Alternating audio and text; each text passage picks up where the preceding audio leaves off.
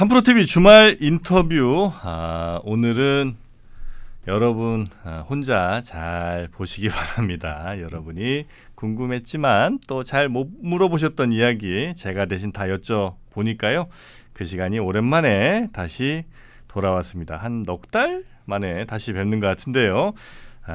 골드만 비뇨기과 조정호 원장님 모시고 오늘은 비뇨기 관련된 저희 궁금증 포함해서 여러분의 궁금증 제가 좀 해소해드리도록 하겠습니다. 어서 오십시오. 네, 안녕하세요. 네, 오래간만에 뵙습니다. 잘 지내셨죠? 네. 네, 그 사이 뭐 전립선 괜찮으셨죠? 저도 약간 비뇨장애가 있긴 한데 아직은 저도 좀 괜찮은 나이인 것 같습니다. 그렇습니까? 예. 네, 지난번에는 왜 그 전립선 얘기를 예. 많이 해주셨잖아요. 네, 네. 그래서 평생 커지는. 네, 평생 커지는. 평생 커지는 전립선. 가능한 좀 부드럽고 좀 현재 크기로 좀 유지를 해야 되는데 전립선 저도 잘 유지를 좀 하겠습니다. 네, 네. 자, 그리고 비뇨기과 하면 오늘은 일단 그 비뇨기과 하면 일단 여성분들은 그냥 아예 자기와 무관한 예. 쪽으로 생각하시는 분들이 워낙 많으셔서 맞아요. 그것도 네. 좀 우리가 네. 편견을 좀 깨야 될 것 같긴 하고요. 또 젊은 분들은 특히 더 조금 주저주저 하시는 경우가 많은 것 같더라고요. 네, 네, 맞습니다. 그래서 그런 오해도 예. 한번 좀 풀도록 하겠습니다. 예, 예. 일단 비뇨기과는 남녀 모두에게 다 공이 적용되는 거죠? 네, 맞습니다. 예. 이제 저희가 흔히 착각을 하고 있는 것들이 비뇨기과는 남성의 질환들이 주로 발생하기 때문에 남자들이 주로 가는 곳이다. 또 두 번째가 나이가 들어서 특히 전립선 같은 경우는 나이가 들어야만 문제가 생기는 것이다. 이렇게 오해를 하고 있는 경우가 많은데 실제로 비뇨기과는 남녀노소 가릴 것 없이 누구나 또 어떤 연령에 있어든지 간에 네. 가까이 두고 좀 자주 이렇게 친근하게 지내야 하는 곳이 비뇨기과라고 할 수 있습니다. 그러니까 일단 제가 보니까 그 일종의 뭐 편견 같은 게 뭐가 있냐면 네, 비뇨기과를 가면 남자들 네, 네. 성기능 장애가 있나? 아니면 네. 성병 같은 게 혹시 있나?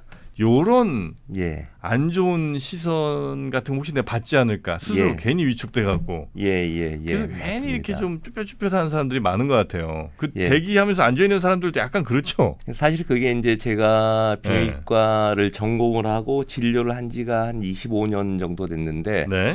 한 20년 전, 30년 전에 비뇨기과의 모습이 방금 그런 모습이었고요. 요즘에는 오히려 이제 많이 알려져서 좀 많이 개선이 됐군요. 예. 이를테면 여성들의 방광염 예. 굉장히 흔한 질환이거든요. 예. 여자들의 한 50%, 모든 여성의 50%가 평생에 한 번 정도는 방광염을 앓는 걸로 되어 있는데 절반 정도가요? 절반 정도가 가요. 오. 예, 그래서 그분들도 잘 안 나오면 비뇨기과 와서 진료를 많이 보시고 또 이제 젊은 남성들 불임을 일으키는 불임의 가장 흔한 요인 중 하나가 이제 성병, 클라미디아라고 하는 성병이 있고 네. 또 한 가지는 정계정맥류라고 저희가 하지정맥류 보셨을 거예요. 예. 다리 뒤쪽에 이렇게 예. 혈관이 울퉁불퉁한 거. 예. 그게 음낭 쪽에 생기면 정계정맥류라고 하는데 그게 남성 불임의 한 30% 정도 요인이 됩니다. 그래서 젊은 남자들도 비뇨기과에 굉장히 자주 오고요. 또 이제 비뇨기과 질환의 특징이 예. 결석, 그러니까 요로결석이라고 엄청나게 아픈 질환이 있는데 예. 그것 빼고는 일반적으로는 증상이 굉장히 경미합니다. 이를테면 약간 소변을 내가 좀 남들보다 자주 가는 것 같다. 또 한 40대가 됐는데 약간 성기능이 떨어지는 것 같다. 네. 뭐 이런 이렇게 심하게 아픈 증상이라기보다는 약간 생활에 불편한 정도의 증상을 많이 갖고 있는데 그래서 이제 그 증상은 혼자서 참고 견디다가 예. 악화가 돼서 오는 경우가 많습니다. 그래서 요즘에는 비뇨기과에서 하고 있는 얘기들이 예. 조금 증상이 경미할 때 생활에 큰 지장을 주지 않을 때 가까이에서 비뇨기과를 두고 좀 자주 가자. 그러면 좀 훨씬 더 좋은 효과를 얻을 수 있다. 이렇게 얘기를 합니다. 네. 예, 그래서 네. 오늘은 이제 결국은 방금 사회자님 말씀하신 것처럼 예.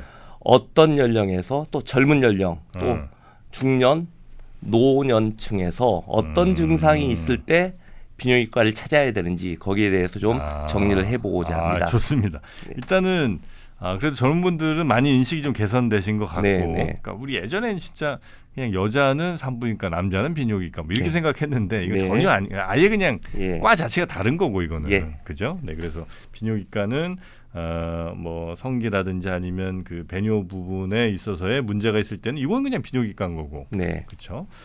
자, 그래서 그러면 나이대별로 또 성별로는 어떤 때 어떤 증상이 보이면 가는 게 좋은지. 예. 사실 모든 질병이 일찍 진단돼서 일찍 치료할수록 우리 훨씬 몸에 부담도 적고 그렇습니다. 쉽게 치료되는 거 아니에요. 예. 비뇨기도 역시 마찬가지일 텐데. 예.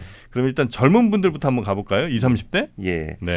그 20대, 30대는 오히려 여성들이 남성들보다 비뇨기 질환은 더 많은 걸로 되어 있습니다. 그게 이제 아까 제가 잠깐 언급을 했었는데 네. 여성들한테 굉장히 흔한 방광염은 10대, 20대 때 주로 발생을 하거든요. 그래서 방광염이 한 번 걸리면 대부분 뭐 간단하게 항생제를 먹고 끝나고 넘어가는 경우가 많은데 6개월 내에 2번 이상 재발 걸리거나 네. 또 1년에 3번 이상 발생을 하면 저희가 의학적으로는 재발성 방광염이라고 해서 뭔가 원인을 꼭 찾고 그걸 제대로 치료를 해야 한다. 왜?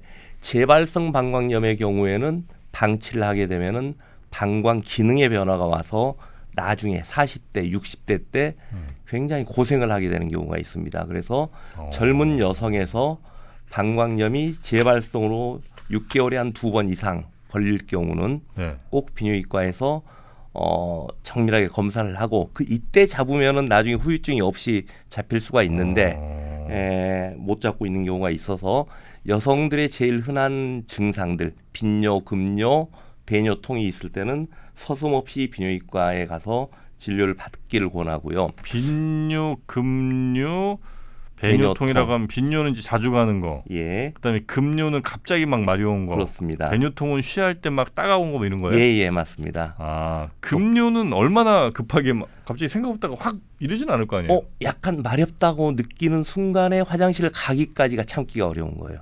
젖기도 하고. 그건 방광이 뭐 쪼그라들어서 그래? 아니면 뭐 방광에 방광 상피가 염증이 생기면 상피가 탈락이 이루어지거든요. 네? 굉장히 그게 이제 방광 통증을 느끼기보다 상피의 탈락이 일어나면 네. 소변이 거기에 자극을 주면 그 시그널이 뇌로 전달되고 제어가 안 되면서 이렇게 보게 되거든요. 그 방광 상피라고 하면 방광 안쪽에 안쪽에 있는 점막 상피. 같은 게 떨어져 나온다는 얘기예요? 예, 맞습니다. 그래요. 예. 그래서 조금만 차도 갑자기 막 확 그 요의를 느끼고 뭐 이렇게 되는군요. 예, 맞습니다.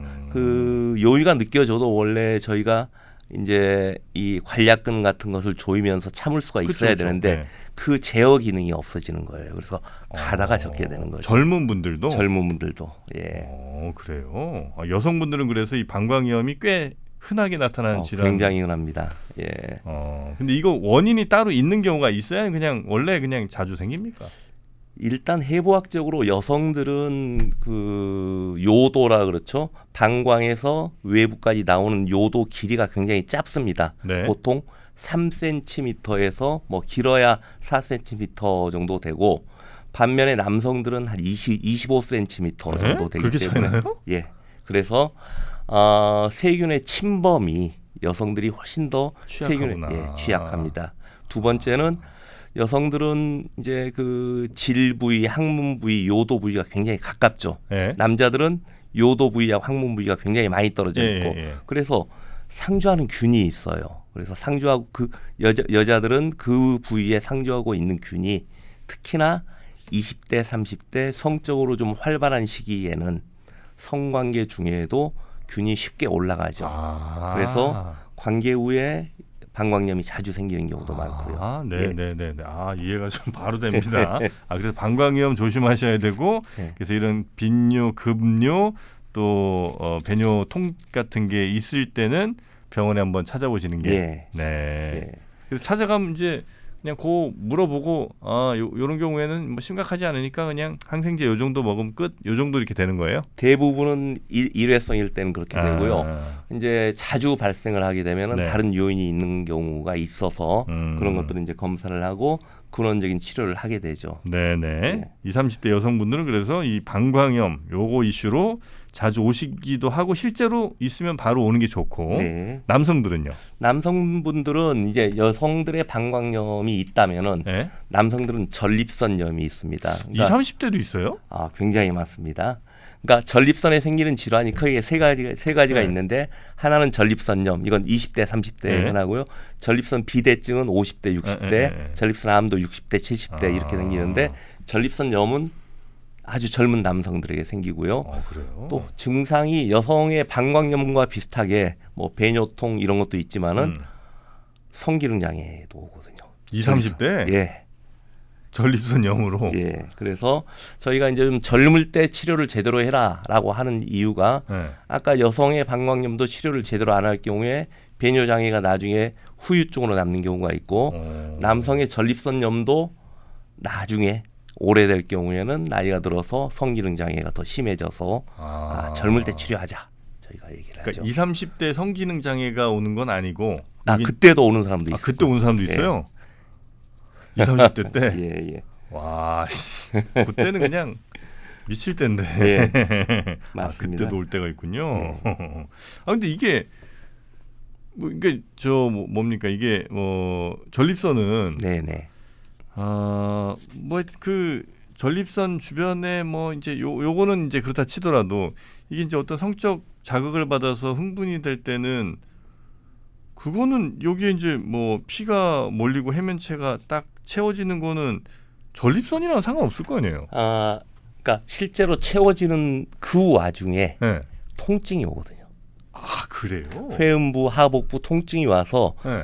근육이 긴장을 하면서 통증이 와서 난 이거 통증 때문에 못하겠다 또는 전립선염의 대표적인 증상 중에서 배뇨장애 증상 말고 네. 회음부나 고안부, 하복부 통증이 있는데 네. 관계를 하고 나면 하루 이틀 정도 심해지는 거예요, 통증이. 그게 반복이 되면 관계하고 나면 난 이틀 정도 너무너무 힘들어. 그럼 못하지. 예. 그래요? 예. 그러는 경우가 20, 30대 젊은 남성들도 이런 경우들이 꽤 있다. 네, 맞습니다. 그럼 하기가 무섭겠네. 자, 그리고 이제 전립선 그다음에 여성들은 이제 방광염. 예.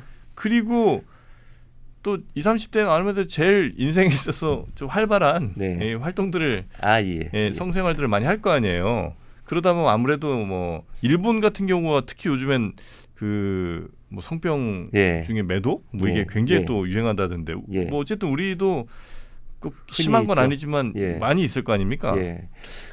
이제 젊은 연령대 물론 성적으로 굉장히 활발하니까 이제 걸리는 성병들 중에서 요즘에 가장 큰 이슈가 되고 있는 건 두 가지거든요. 한 가지는 클라미디아라고 하는 게 여성들의 질염, 남성들의 요도염의 제일 흔한 원인 중 하나인데 클라미디아. 사실 증상이 클라미디아에 걸린다 그래서 다 증상이 있는 게 아니에요. 예. 남성이고 여성이고 증상이 있는 경우가 반이 안 됩니다. 그래서 갖고만 있는데 이 클라미디아는 치료를 하지 않고 방치를 할 경우에 남성에서는 부고환염, 여성에서는 난관염의 원인이 돼서 불임의 흔한 원인이 됩니다. 그래서 젊을 때 나도 모르고 오랫동안 걸렸던 클라미디아를 방치를 하게 될 경우에 불임의 요인이 되기 때문에 클라미디아는 꼭 치료를 해라라고 비뇨기과에서 얘기를 하고요. 증상도 없는데 있는지 없는지 어떻게? 그러니까 위험한 뭔가 이벤트가 있었다. 그럼 가서 요즘에 검사하면 간단하게 소변 검사로도 알 수가 있어요. 이게. 그래요? 그래서 제가 비뇨기과를 좀 가까이 두고 친하게 지내라라고 하는 게 그래도 젊은 혈기에 뭔가 이벤트가 있을 수 있잖아요. 내가 검증된 파트너가 아닌 경우라면은 간단한 검사로 할 수가 있기 때문에 소변 검사만 해도 돼요. 예, 맞습니다. 그래서 그런 클라미디아가 큰 이슈가 되고 요즘에 TV 광고에도 종종 나오는 것 같은데 인유두종 바이러스라고 이 바이러스 예방 주사를 맞아라. 그 굉장히 나오고 이제 우리나라에서도 젊은 남성도 이 백신을 국가 예방 접종으로 하려고 지금 준비를 하고 있는 걸로 제가 알고 있는데 몇가 백신 뭐 예. 이거죠? 잘하시네요. 예. 네. 그래서 근데 그게 왜 문제가 되느냐? 남성이고 여성이고 간에 네. 인유두종 바이러스는 오랫동안 방치가 되면 네. 암의 요인이 됩니다. 여성의 경우에 자궁경부암, 남성 같은 경우는 음경암, 후두암, 인두암 뭐 이런 것들의 요인이 되기 때문에 야 이게 뭐 바이러스가 암을 일으키는 바이러스가 있구나. 또 그건 알면 예방을 할 수가 있고 예방 주사도 있기 때문에 네네네. 젊을 때 이러한 것들이 있으면 이거 치료를 하고 예방을 하는 게 노년기 때 일으키는 암을 예방할 수 있다. 네네. 그래서 굉장히 큰 이슈가 되어 있죠. 이것도 역시 증상은 별로 없어요. 네, 증상이 없습니다. 그냥 그 바이러스 놈들은 그냥 이 안에서 계속 번식만 하고 있는 거예요. 바이러스 중에 일부는 성기 사마귀를 일으키는 바이러스도 있는데 이제 그런 경우에 콘딜로마라고 해서 뭐 성기 쪽에 작은 사마귀를 일으키는 경우가 있고 예. 이제 그러한 경우에 그 사마귀를 가지고 바이러스 검사를 해보면 사마귀만 일으키는 바이러스 타입이 있는 게 아니고 암을 일으키는 타입도 있는 경우가 종종 있어서 이것도 역시나 의심이 되면 비뇨기과 검사를 꼭 하고 네. 치료를 받으라고 저희가 권하고 있는 질환 중에 하나입니다. 치료 받으면 이건 뭐 깔끔하게 다 끝나요? 예, 그리고 없어지는 것도 이제 볼 수가 있고요. 아. 예, 그래서 또 백신을 맞으면은 내 몸의 자연 면역력도 증가를 해서 예. 있던 바이러스도 물리치는 경우가 많아서 저희가 여기에 대해서 굉장히 사회적으로 이슈가 되어 있죠. 네. 아니면 아주 어떤 친구는 면역력이 너무 좋아서 그냥 이런 애들 들어오면 자연적으로 다 있습니다. 이런 사람도 있어요? 네, 있습니다. 난가? 여튼 그래서 여성분들은 일단 기본적으로는 방광염, 남자들은 전립선염 요걸 이제 조심하시고 또 증상 있으면 바로 한번 병원 가시고 증상이 없더라도 한 번씩 뭐 조금 의심되는 상황들이 한 번씩 있다면 뭐 성병 검사 한 번씩 하시고 그다음에 인유두종 바이러스 요거는 백신을 맞든지 아니면 검사를 한 번씩 해서 요거는 이제 안 걸리게 유지를 좀 하고 그렇습니다. 네. 그렇게 이제 20, 30대 분들은 요 비뇨기과를 방문하시면 한 석 달이나 6개월에 한 번 정도 정기 방문하면 될까요? 저희 이제 방문을 하라고 하는 게 제가 아까 말씀드렸듯이 성병 문제는 뭔가 새로운 이벤트가 있을 때 검사를 해야 되고 그러니까 뭔가 소변을 보는 데 이상이 있다, 성기능에 문제가 있다, 골반부에 통증이 있다 이런 것들이 있으면 바로 가고. 약할 때 바로 오시는 게 그러니까 아까도 제가 말씀드렸듯이 여성 방광염이 재발성이 오래되면은 노년기 때 배뇨 장애를 일으키고 남성 전립선염은 성기능 장애라는 후유증을 일으킬 수가 있고 클라미디아는 불임이라는 후유증을 일으키고 인유두종 바이러스는 암이라는 후유증을 일으킬 수 있기 때문에 이러한 것들은 젊을 때 의심이 될 때 치료를 하거나 예방을 하면은 이러한 것들 예방을 할 수 있다는 거죠. 그리고 이제 이 성병 질환 관련해서는 사실 내가 이걸 잘하면 나 혼자만 좋은 것도 아니고 어쩌면 나와 관련 있는 사람들이 또 맞습니다. 같이 좋아지는 걸 수 있으니까 맞습니다. 다 같이 좀 많이 서로 조심해주면 전체가 사실 괜찮은 건데. 그렇죠. 자, 그래서 20, 30대 젊은 분들은 특히 이런 것들 잘 신경 쓰면서 가보시면 좋겠고요.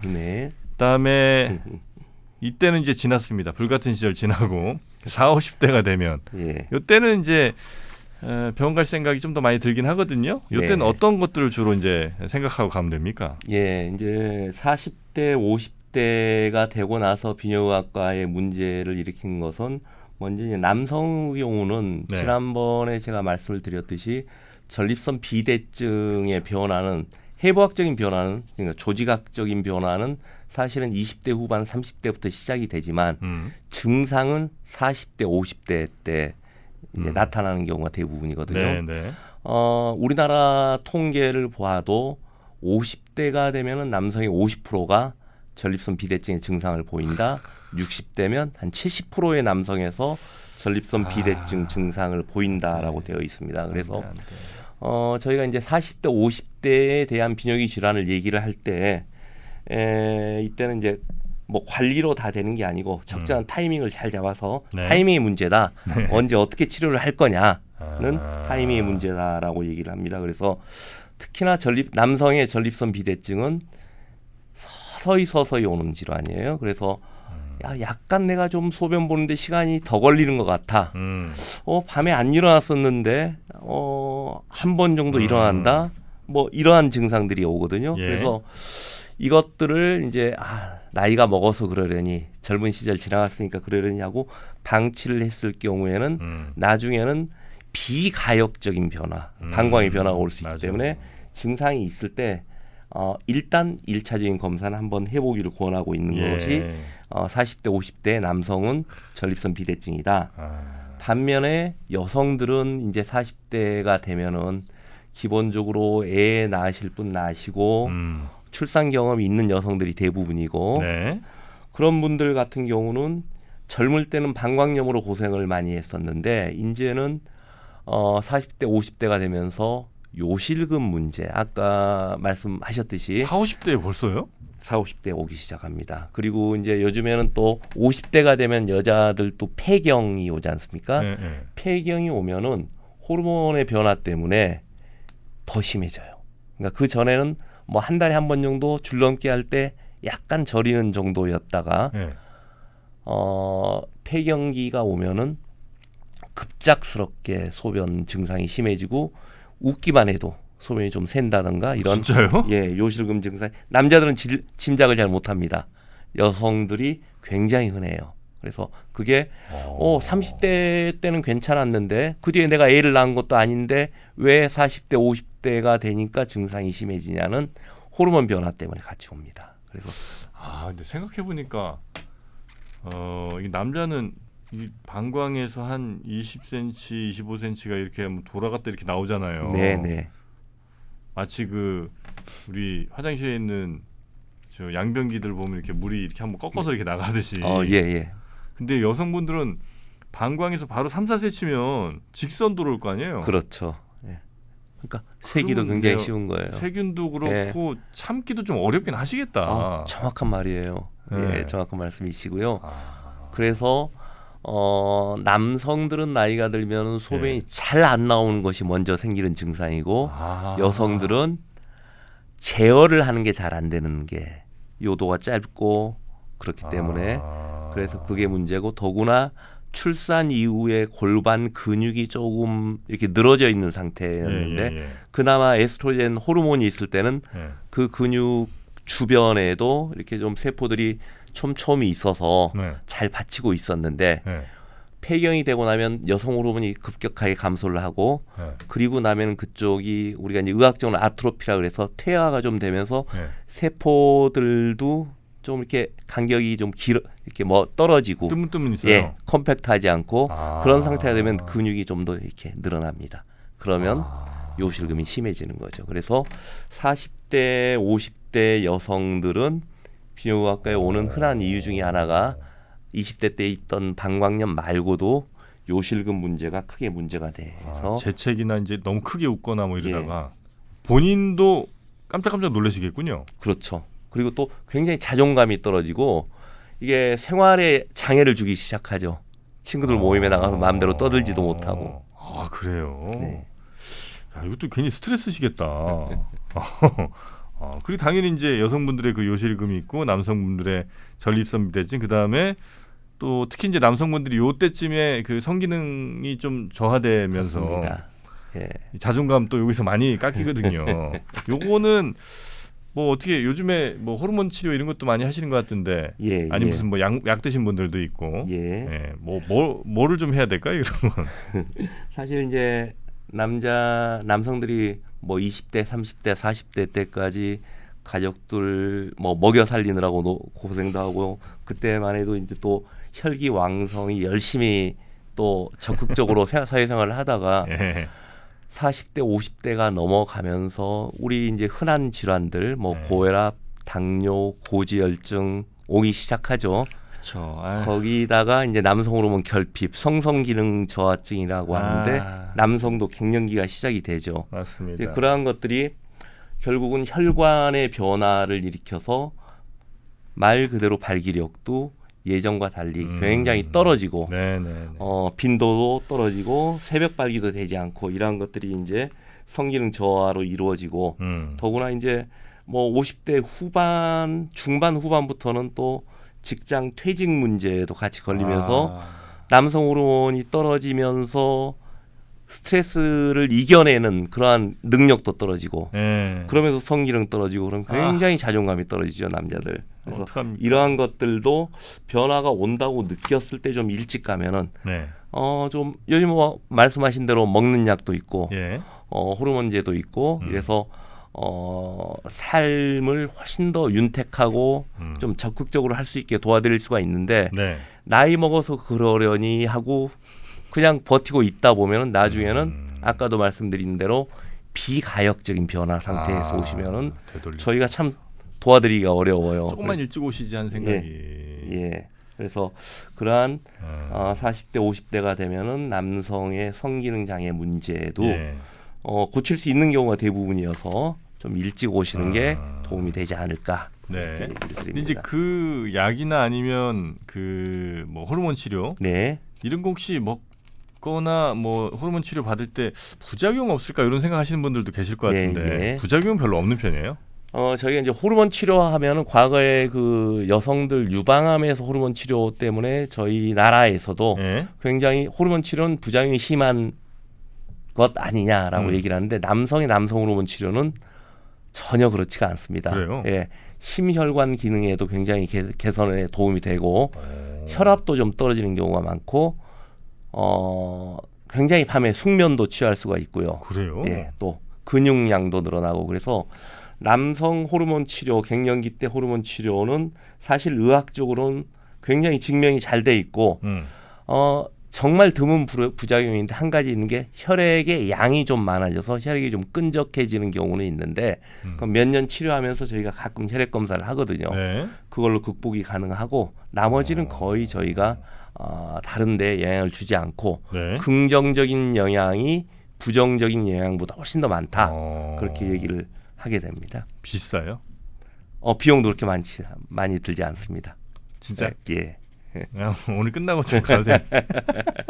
저도 이제 예. 앞에 옷자를 달면서 네. 확실히 이제 예전과 다르다 느낌이 좀 오거든요. 예, 네. 맞습니다. 물론 아직은 뭐 잠은 잘 자고 있긴 합니다만 그래도 한번 좀 호르몬 치료도 네. 한번 생각을 해보도록 하겠습니다. 저희가 지금 이 시기 때 자꾸 얘기를 하는 게 네. 이제 아예 늦어버리면 네. 그러니까 아직 40대 50대까지만 해도 여러 가지 증상들을 예전으로 되돌릴 수가 있는데 늦어져 버리면 되돌리는 것이 목표가 아니고 네.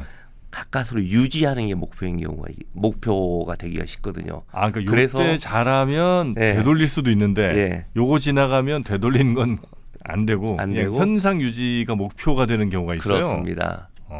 네.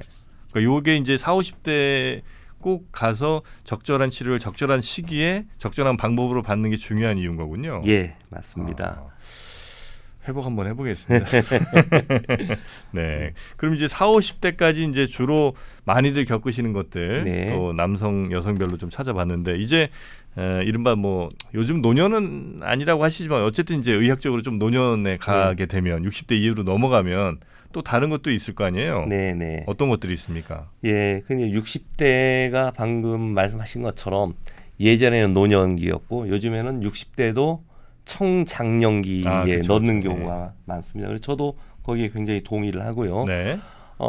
그런데도 불구하고 몇몇 비뇨기 질환은 60대면 제가 말씀드린 대로 장년기, 청장년기인데 예. 사회생활을 굉장히 위축되게 하는 경우가 많아요. 아까 말씀드렸듯이 전립선 비대증도 제대로 치료를 하지 않고 60대가 되고 나면은 네. 처음에는 전립선 비대증의 초기 증상인 소변 줄기가 약해진다. 그럼 화장실에 오랫동안 내가 좀 서 있으면서 극복을 할 수가 있고 네. 자주 간다 그러면 남들보다 조금 심하지 않을 때는 가까운 거리에 화장실을 넣고 좀 자주 왔다 갔다 하면 되는데 조금 더 진행이 되면은 이제 급박뇨라는 게 생기거든요. 남성들도 급박뇨. 아까 급박뇨. 요실금과 비슷하게 마렵다고 느끼는 순간 못 참는 거예요. 터져나. 예, 실제로 요즘 아파트 지하 주차장에 주차를 하고 집으로 올라가는 와중에 야 이제 집에 가면 소변을 볼 수 있어라는 생각이 드는 순간 옷에 절이는 거예요. 이제 이런 일이 전립선 비대증도 나중에 방광 변화가 오면 이런 일이 생기는데 이건 그 전에 혼자서 좀 오래 화장실에 있으면 되고 조금 자주 왔다 갔다 하면 됐던 생활이 네. 급박료가 이제 자주 생기면 회사에 올라가다 또 동료들하고 이렇게 식사를 하다가도 뭔가 화장실을 가야겠다라는 생각이 들면 못 참고 옷에 절여서 사회생활에 지장을 주는 거죠. 그러니까 그 생각 든 시간하고 네. 나와버린 시간하고 그렇게 짧아요? 예. 그래서 이게 이제 결국은 야 이제 나이가 들어서 비뇨기 질환을 제대로 그 전에 관리하거나 치료하지 않으면 삶의 반경이 좁아지기 시작해요. 이를테면 고속버스를 타고 어디 여행을 가는 거 못 가지. 못 가는 거예요. 그러니까 대중교통을 못 타고 네. 사회적인 모임을 못 하고 뭐 이런 게 이제 생활 반경이 좁아지기 시작하고 사실 나이가 들어서 우리가 생활 반경이 좁아지면 위축이 되면 운동량도 떨어지지 않겠어요? 악순환이네. 네. 운동량이 떨어지면 몸에 또 다른 기능이 떨어지고 그렇죠. 그래서 저희가 60대 이후의 비뇨기 질환들의 증상들은 나 혼자 느끼는 불편함의 문제뿐만이 아니고 내 삶의 범위를 굉장히 제한하고 삶의 범위 제한은 사실은 이제는 그 정도 나이 60대 70대쯤 되면은 네. 얼마나 활력 있게 사냐가 내 나머지 삶들을 결정하는 중요한 요인인자인데 네. 그걸 못 지키게 되는 거죠. 예, 그래서 저희가 전립선 비대증도 급박료가 생겼다 또는 예. 밤에 한 5번 6번 일어나야 된다. 네. 이러면 낮에 업무를 볼 수가 없는 거죠. 밤에 잠을 제대로 못 잤으니까. 예, 예. 그러니까 이러한 것들이 60대 때 흔히 일어나는 일이고 아울러서 암이 있죠. 이제 전립선 암. 예, 예, 예, 예. 어제 아마 언론 기사에 나왔던 것 같은데 우리나라에서도 2023년 국가암 통계를 봤더니 예. 2023년께 금년에 이렇게 발표가 됩니다. 이게 통계를 그렇죠. 공식적으로 검증을 하고 수집을 하고 있는 예. 기관이 있기 때문에 네. 국가암 통계를 봤더니 전립선 암이 이제 우리나라에서도 남성 암의 1위로 등극을 그 뉴스 했습니다. 봤어요. 예. 예. 그리고 이게 이제 전립선 암은 다만 빨리 발견을 하면 예. 상대 생존율이라고 암이 없는 사람 대비 암이 있는 사람이 제대로 치료를 받으면 우리나라 의학기술 굉장히 좋지 않습니까? 네. 그래서 상대 생존율이 96.5% 그러니까 그래요. 너무너무 우리나라 의술이 좋은 거죠. 그래서 전립선 암이 1위 암이다. 그리고 지난 시간에 제가 말씀드렸는데 그렇지만 전립선 암은 비교적 간단히 진단할 수 있다. 혈액 검사하고 만져보고 초음파하면은 더구나 증상이 있으면 다 의료보험 적용이 되기 때문에 예, 예. 쉽게 진단이 된다. 그래서 60대 때 아까 말씀드린 전립선 비대증 말고 남성암의 1위 전립선 암이 굉장히 문제가 되고 빨리 진단하고 치료를 하면 여생을 사는데 전혀 지장을 주지 않기 때문에 남성들의 경우 전립선 암을 꼭 검사해라. 예, 그렇게 얘기를 하죠. 전립선 암. 근데 96.5% 이 정도 되면 사실 차이가 없는 거네, 그죠? 치료를 우리나라 굉장히 치료 많이 하잖아요. 예. 그러니까 일찍 발견만 하면은 예. 굉장히 좋은 결과를 가져올 수 있고 전립선 암은 또 두 가지 그러니까 양면성이 있습니다. 예. 일찍 발견되면 굉장히 착한 암인데 예. 늦게 발견되면 뼈에도 전이가 되고 뭐 전이가 많이 돼서 예. 늦게 발견되면 또 굉장히 안 좋아요. 다른 암하고 똑같습니다. 그래서 조기 진단이 굉장히 중요한 암이다. 네. 이렇게 얘기를. 그럼 드립니다, 전립선 조직 자체를 떼내는 거예요? 아니면 전립선에서도 암 있는 부분만 떼내요? 이제 여러 가지 방법이 있는데요. 네. 전립선 암 치료가 수술로 제거를 하는 방법도 있고 뭐 요즘에 중입자, 방사선 치료 이런 것들도 있고 네네. 또 아주 조기인 경우에는 전립선 암이 착한 암이라고 판별이 될 때 저희가 이제 세포 검사도 하고 주위에 퍼졌나 안 퍼졌나를 보고 또 PSA라고 수치를 보면은 네. 어떤 암들은 그냥 두고 봐도 여생 동안 지장이 없겠다라고 의사들이 이제 판단하는 기준이 있습니다. 그런 경우에는 식습관 교정하고 이렇게 지켜만 보고 있는 경우도 있고요. 그래서 일찍 진단하면 치료의 옵션이 굉장히 많아지는 거고 늦게 진단되면 치료의 옵션이 굉장히 적어지고 예후가 안 좋고 이렇게 되는 거죠. 예. 만약에 이 본인 스스로 이 전립선 암인가를 의심 내지는 좀 이렇게 살펴볼 수 있는 그런 뭐 있어요? 이렇게 증상 같은 거나 아니면 시그널 같은 게? 그게 있으면 정말 좋죠. 그게 있으면 정말 좋고 네. 실제로 그러니까 저한테 오시는 분들도 이제 저희가 전립선 조직 검사를 하자고 얘기를 하면은 나는 증상이 없는데 제가 암이겠어요? 할 때 제가 드리는 말씀이 암이 있는데 증상이 생겼으면 이미 꽤 진행이 된 겁니다. 이렇게 말씀을 드리고 그래도 저희 나라에서 의료보험이 되면서 PSA 검사하고 초음파 검사를 한다는 게 그걸로 일찍 진단할 가능성이 굉장히 높거든요. 그래서 이거 50세가 넘고 건강한 남성이라고 하더라도 50세가 넘으면 기본적으로 혈액으로 PSA 검사는 해보라고 비뇨기과에서는 권하고요. 가족 중에 전립선 암의 가족력이 있거나 또는 비대증이 심한 뭔가 또 배뇨 증상이 있거나 그러면 40대도 검사를 해보라고 합니다. 그래서 검사를 해서 진단이 되는 암들은 대부분 조기암입니다. 네, 증상이 있으면 이미 늦은 거고. 상당히 늦은 거고. 네. 그 쉬할 때 어떤 분들 거품 막 엄청 나는 분들 있잖아요. 네. 그거는 뭐예요? 당뇨예요? 이제 거품 난다 그래서 저희한테 와서 내가 당뇨냐 단백뇨인지 봐주라. 굉장히 요즘에는 상식들이 많아져가지고 실제로 당뇨나 단백뇨가 있는 분들도 있지만 그 아무런 문제가 없는 사람이 대부분은 더 많고요. 그래요? 소변 검사를 해보면은 두 번째는 또 변기 물 자체에 요즘 이렇게 청소하시는 공중 화장실 청소하시는 거기에 또 그런 경우도 있고. 근데 어쨌든 거품이 있는 소변, 뭔가 좀 이렇게 냄새가 안 좋은 소변, 색깔이 좀 이상한 소변은 간단한 소변 검사로 다 알 수가 있거든요. 그냥 10분이면 결과가 나오고. 그래서 그러한 것들이 있으면 그냥 쉽게 제가 아까도 말씀드렸듯이 비뇨기과는 좀 가까운 곳에 있고 비용도 얼마 안 들고 좀 친하게 지내는 게 굉장히 도움이 된다는 얘기가 이상이 있다. 그러면 가서 그냥 소변 검사 좀 해주세요. 쉬워지는 거거든요. 그렇죠. 감기 걸리면 가서 저 약 받아갖고 드시듯이 뭔가 좀 이상하다 싶으시면 한 번씩 가시고, 그리고 꼭 이상 없어도 정기적으로 한 번씩은 좀 가시는 게 더 좋은 것 같기도 하고요. 그리고 여성분들 60대 되면 역시 이 배뇨 관련된 거기 이제 제일 그러니까 확실히 좀 연세가 있으신 상황에서는 진짜 이 배뇨 이쪽으로 아주 그 사람을 굉장히 위축시키네요, 그죠? 굉장히 위축시키죠.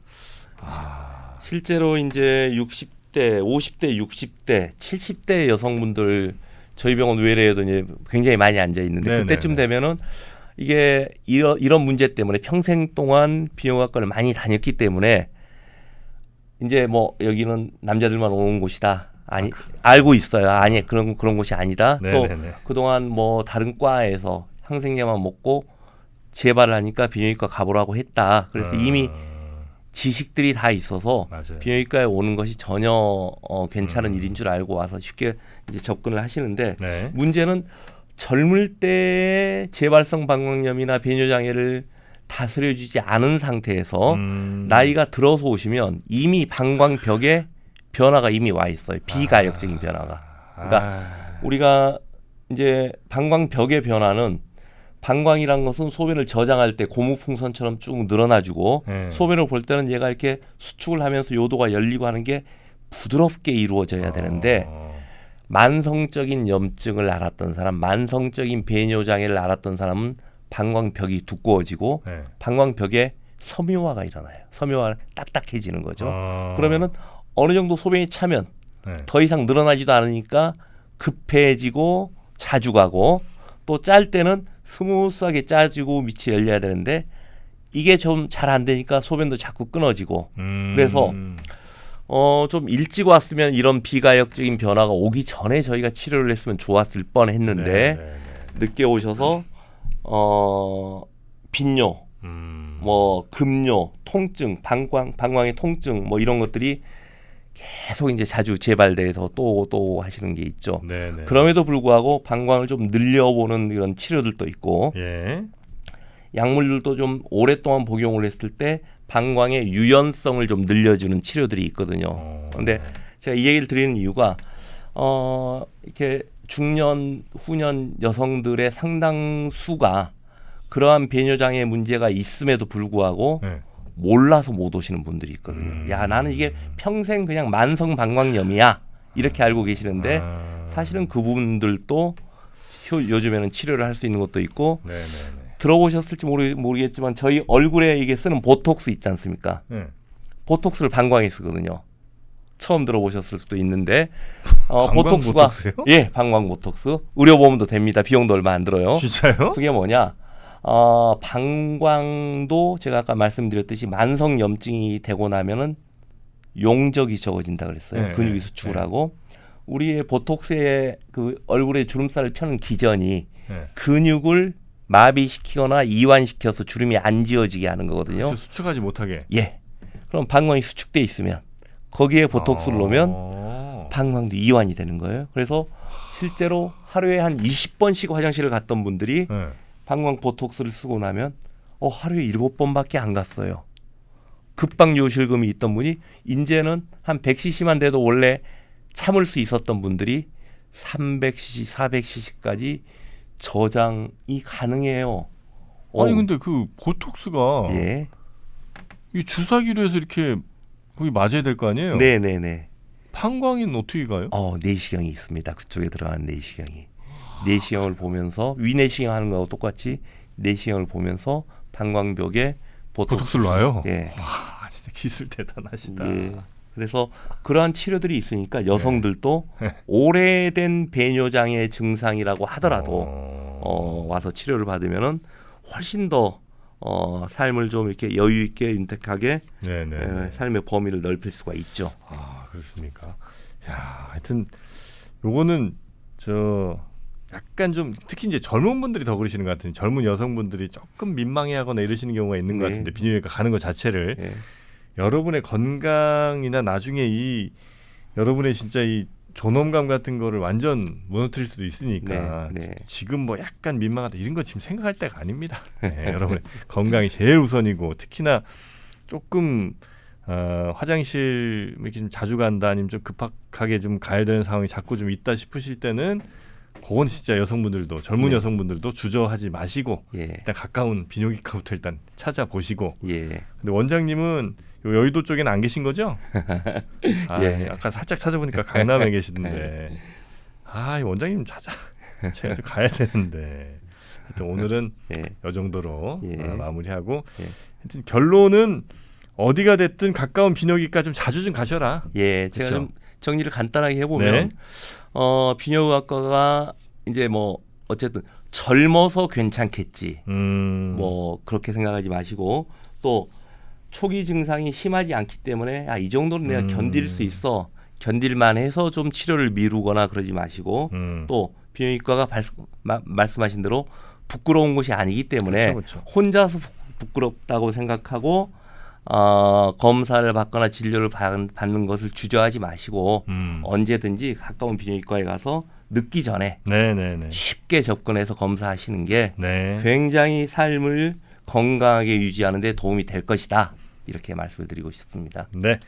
자, 그리고 막상 가보면 또 언니들 많이 계십니다. 여러분만 있는 게 아니에요. 예, 언니들 많이 계시니까 가서 편안하게 본인의 불편한 점들을 편안하게 얘기하는 그런 분위기가 조금 더 많이 활성화가 좀 됐으면 좋겠습니다. 네. 자, 오늘은 우리 쉬야 관련된 이야기 특히 많이 좀 해봤고요. 비뇨의학과에 자주 가야 되는 이유들 쭉 살펴봤습니다. 함께해 주신 분은 골드만 비뇨기과의 조정호 원장님이었고요.